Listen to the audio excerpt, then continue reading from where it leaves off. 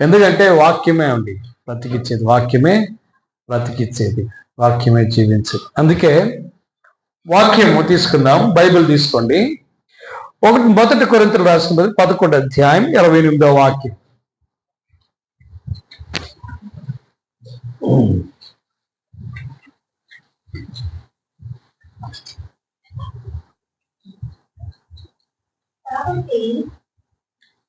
కాబట్టి ప్రతి మనుషుడు తనను తాను పరీక్షించుకునేలను అలాగు చేసి ఆ రొట్టెను తిని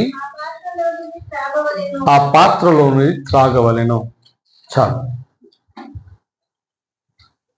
ప్రియ దేవుని బిడ్డ, కళ్ళు మూసుకొని ప్రార్థించుకుందాం. పరిశుద్ధుడైన దేవ, నీకు స్తోత్రం. ప్రభువా, వాక్యాన్ని బట్టి నేను ప్రార్థిస్తుంటున్నా.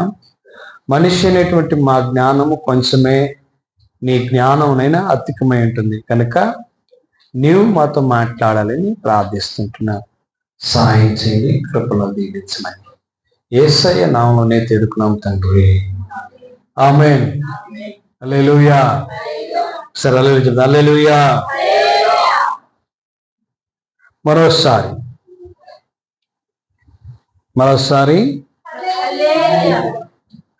మరోసారి బైబిల్ వాక్యం చదవండి.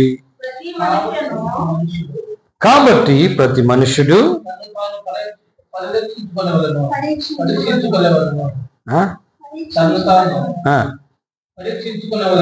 ఇప్పుడు పర్ఫెక్ట్. తన్ను తాను పరీక్షించుకొనవలెను. ఆ రొట్టెను తిని ఆ పాత్రలోనిది త్రాగవలెను. ఆమేన్. ఈరోజు ముఖ్యంగా తినుట గురించి, త్రాగుట గురించి మీకు చెప్పబోతున్నాను. ఏ గురించి? తినుట గురించి, త్రాగుట గురించి. ఎన్ని మందిరు తిండి అంటే చాలా ఇష్టం? తినడం అంటే ఎన్ని మందికి ఇష్టం? తినకుండా ఉపవాసం ఉండాలంటే ఎన్ని మందికి ఇష్టం? హల్లెలూయా. ఆమేన్.